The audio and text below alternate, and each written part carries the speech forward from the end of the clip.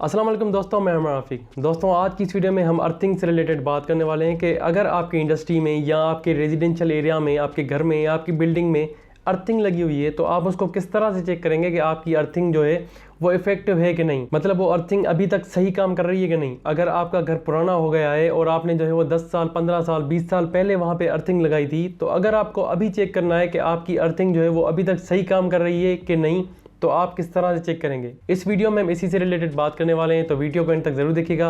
अगर आपने चैनल को सब्सक्राइब नहीं किया तो चैनल को सब्सक्राइब भी कर दीजिए और साथ में बेल आइकन को भी प्रेस कर दीजिए। तो दोस्तों, सबसे पहले बात आती है कि अगर आप इंडस्ट्रियल लेवल की बात करें या डोमेस्टिक लेवल या रेजिडेंशियल एरिया की बात करें, आप उनकी अर्थिंग की इफेक्टिवनेस बिल्कुल चेक कर सकते हैं।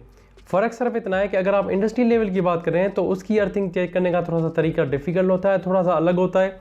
और अगर आप डोमेस्टिक लेवल की बात करें तो वो आप आसानी से चेक कर सकते हैं और वो बिल्कुल कम पैमाने पे आप जो है वो आसानी से चेक कर सकते हैं। उसका तरीका थोड़ा सा अलग है। तो दोस्तों, सबसे पहले हम इंडस्ट्रियल लेवल की बात करते हैं। दोस्तों, इंडस्ट्रीज में टाइम टू टाइम वैसे ही अर्थिंग की इफेक्टिवनेस चेक करनी चाहिए और करते हैं। ये चेक करते हैं कि आपकी जो है वो टाइमली आपकी इफेक्टिवनेस अर्थिंग की अवेलेबल है कि नहीं है। अब दोस्तों, बात करते हैं कि हम अर्थिंग चेक किस तरह से करते हैं। दोस्तों, जो मेन चीज़ होती है चेक करने की वो होती है अर्थिंग की रेजिस्टेंस चेक करना।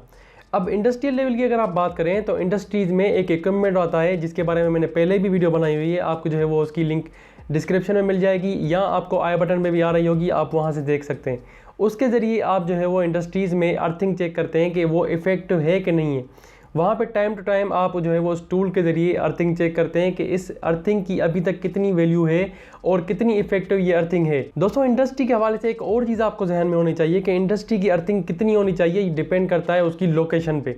मान लीजिए अगर आप पावर प्लांट की बात कर रहे हैं तो उसकी रेजिस्टेंस अलग होनी चाहिए। सबस्टेशंस की बात कर रहे हैं तो उसकी अर्थिंग जो है वो अर्थिंग की वैल्यू अलग आनी चाहिए। और जो है वो अगर आप डोमेस्टिक की बात करें तो उसकी अर्थिंग की लेवल कुछ और ही आती है। दोस्तों, जब आप बात करते हैं कि अर्थिंग जीरो होनी चाहिए तो ये जीरो एक आइडियल कंडीशन है, ये एक थ्योरेटिकल कंडीशन है।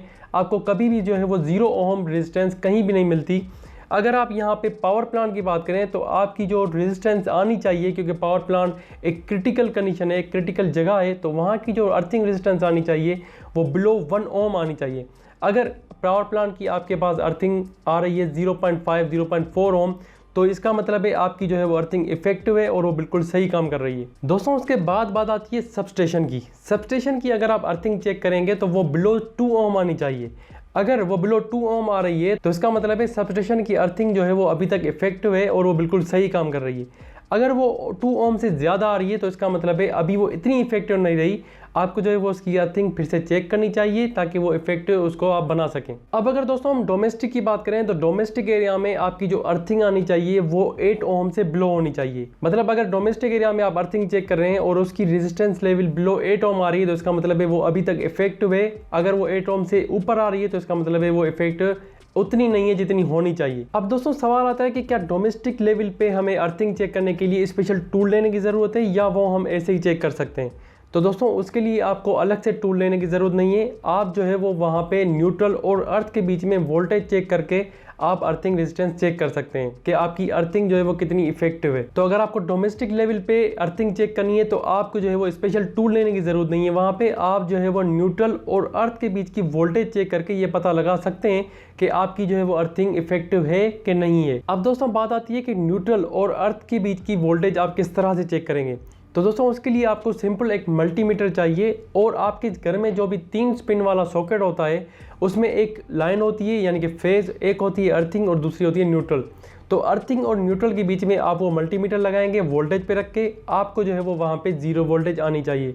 अब दोस्तों, यहाँ पे ये 0 वोल्टेज जो है वो अगेन ये आइडियल कंडीशन है कि अर्थिंग और न्यूट्रल के बीच में वोल्टेज जो है वो 0 होनी चाहिए। प्रैक्टिकली इतना नहीं आती, प्रैक्टिकली आपको कुछ ना कुछ वहाँ पे वोल्टेज मिलती है, लेकिन थ्योरेटिकली ये वोल्टेज 0 होनी चाहिए। तो दोस्तों, अगर प्रैक्टिकल पॉइंट ऑफ व्यू से हम बात करें तो आपकी जो अर्थिंग और न्यूट्रल के बीच की जो वोल्टेज आनी चाहिए वो आनी चाहिए आपकी 4 वोल्ट तक। यानी कि 4 वोल्ट से अगर आपकी वोल्टेज लेवल कम आ रही है वहाँ पे, यानी कि 1 वोल्ट आ रही है, 2 वोल्ट आ रही है, 3 वोल्ट या 4 वोल्ट आ रही है, तो इसका मतलब है आपकी जो डोमेस्टिक लेवल की अर्थिंग है वो इफेक्टिव है, वो बिल्कुल सही काम कर रही है। लेकिन अगर 4 वोल्ट से ज़्यादा आपकी वोल्टेज आ रही है तो इसका मतलब है आपकी अर्थिंग जो है वो इतनी इफेक्टिव नहीं रही।